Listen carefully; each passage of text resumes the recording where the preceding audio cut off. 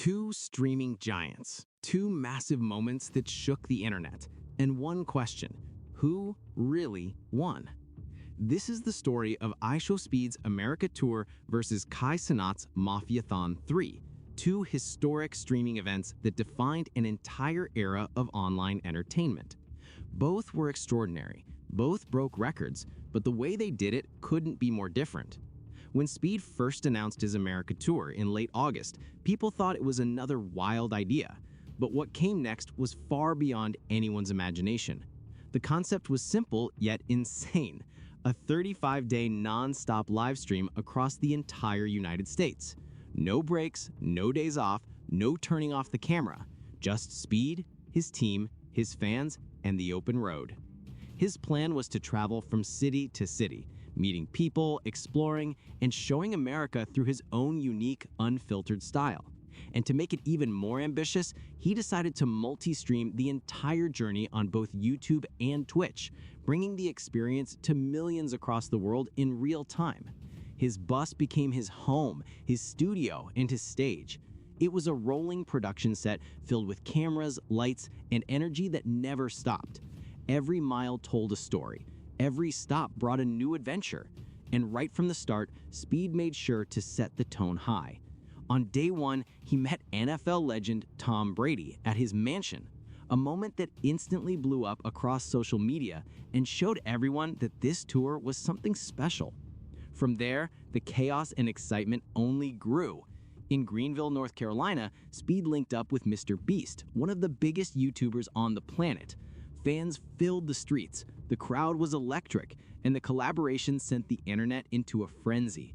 That single stream brought in over 53,000 live viewers on Twitch alone. But the most iconic moment came when Speed reached Washington, D.C. He toured famous landmarks from the Washington Monument to the Lincoln Memorial, dressed in hilarious costumes and keeping that same wild, unpredictable energy his fans love him for. That stream peaked at over 200,000 viewers on YouTube, one of the highest numbers of his entire tour. But what made Speed's America Tour truly special wasn't just the celebrity moments or record-breaking views. It was the authenticity. He wasn't sitting in a studio asking for donations. He was out there, connecting with fans face-to-face, giving them real experiences they'd remember forever. Every interaction felt genuine, and every smile on the street reminded people why they loved Speed in the first place. And when the journey finally came to an end after 35 long days, Speed did something that perfectly captured the heart of it all. He gifted his bus driver a $50,000 Rolex as a thank you, a small gesture that said everything about who he is. That one moment summed up the entire trip: wild, generous, and full of heart.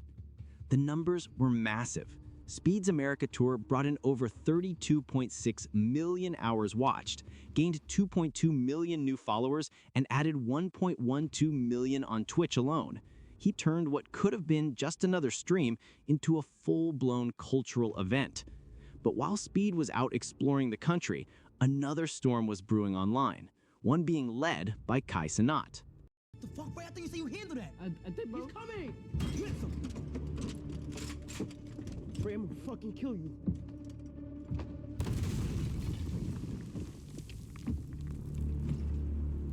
Gentlemen, pleasure seeing y'all again. Y'all got a fan? What's going on? So how was it? While Speed was out exploring America, Kai was locking himself inside his streaming room to prepare for something massive: MafiaThon 3. This was Kai's third subathon, but this time he was going all in.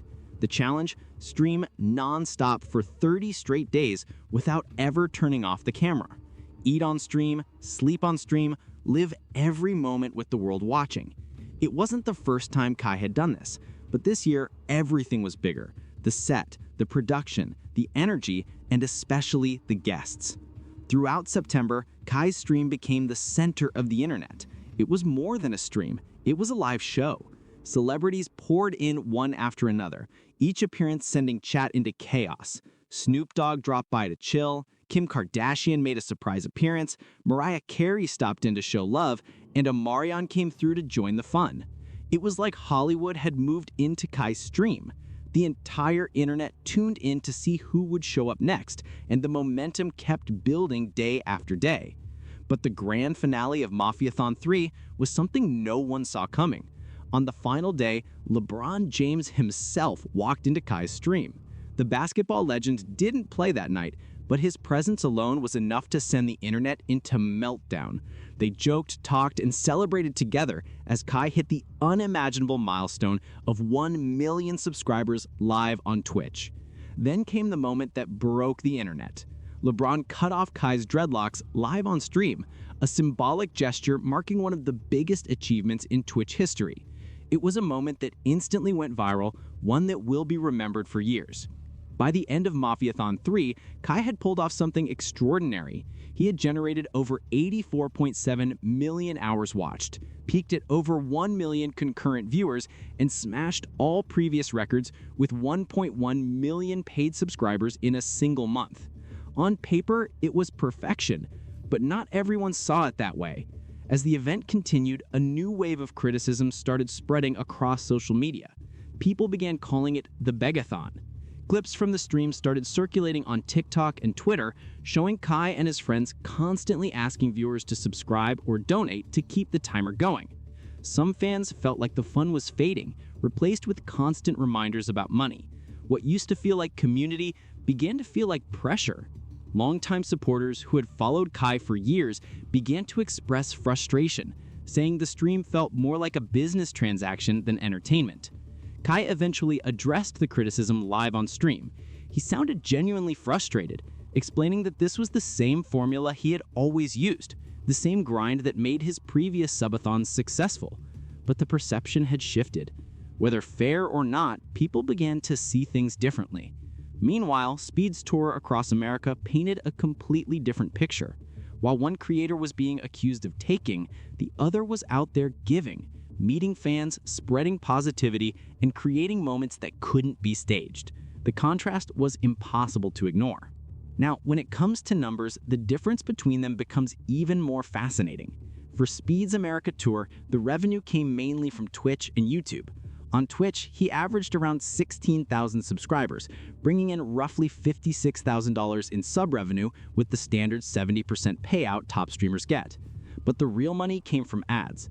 In September alone, Speed streamed 720 hours to an average of 11,000 viewers, which likely earned him around $1.2 million in Twitch ad revenue. When you include the end of August and early October, the total from Twitch adds up to about $1.5 million. But on YouTube was where Speed truly dominated. His tour streams pulled in over 93 million views. And because these were long-form streams packed with mid-roll ads, the CPM was far higher than typical videos. Conservative estimates suggest Speed made over $5 million in YouTube ad revenue alone. In total, his 35-day America tour likely earned him around $6.6 million.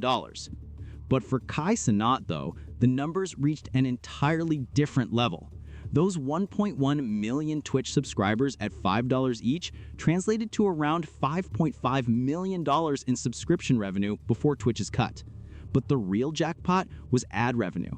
Kai averaged 130,000 live viewers for 696 hours, and streamers of that size typically earn about $15,000 for every 100 hours of live content. That means Kai's ad revenue likely landed around $13.5 million.